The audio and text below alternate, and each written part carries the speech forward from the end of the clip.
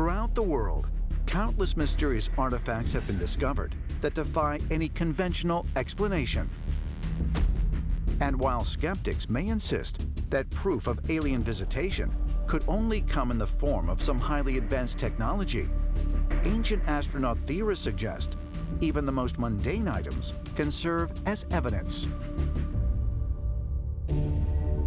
In fact, in 1936, a local couple in London, Texas, were walking along a creek when they came upon one of the most puzzling ancient artifacts ever found: a hammer.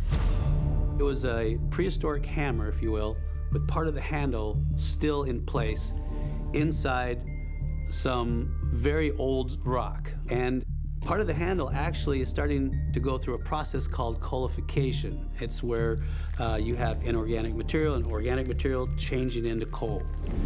Now, how old is this hammer?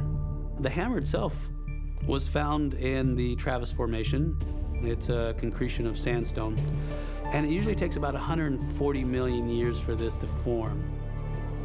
Who was here 140 million years ago?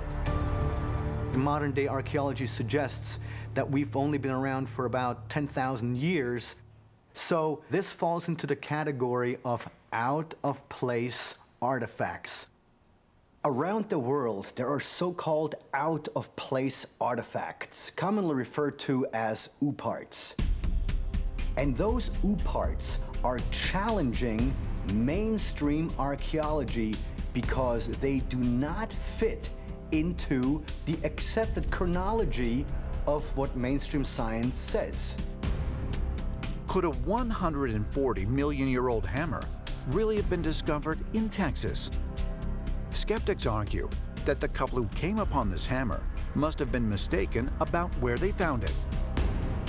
But could there be so-called impossible artifacts whose authenticity is beyond question? Egypt, Valley of the Kings, November 1922.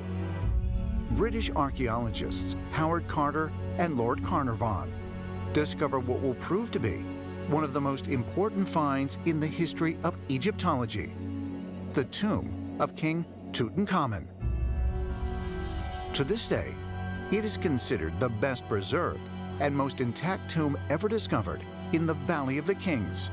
And within it, a very puzzling artifact was found. While they're unpacking Tut's mummy, they discover these incredible daggers. One of them had an iron blade with a gold handle and a crystal knob on it. This is 2 centuries before Egypt is supposed to have had the ability to manipulate iron in this way. In 2016, new tests were done on this dagger, and it was confirmed that this is not just iron, this is meteoric iron. This iron came from the stars. Anybody who's ever worked with meteorites, even today, will tell you it's very difficult to do this because of the high nickel content. It makes the metal very brittle. And a technique known as folding or stacking has to be done in order to strengthen it, or else it'll crack and fracture. So the metal has to be heated up to about 2,000 degrees and then folded and hammered, folded and hammered. But the dagger doesn't display the telltale signs of folding, which is usually the striations that run through the metal. So how was this blade made? According to their texts, the knowledge of how to work with metal was given to the Egyptians by the god Ptah. Ptah was the Egyptian god of smithcraft and alchemy. He came from the star Sirius. He had green skin. Is it possible that this incredible dagger has some sort of an extraterrestrial connection?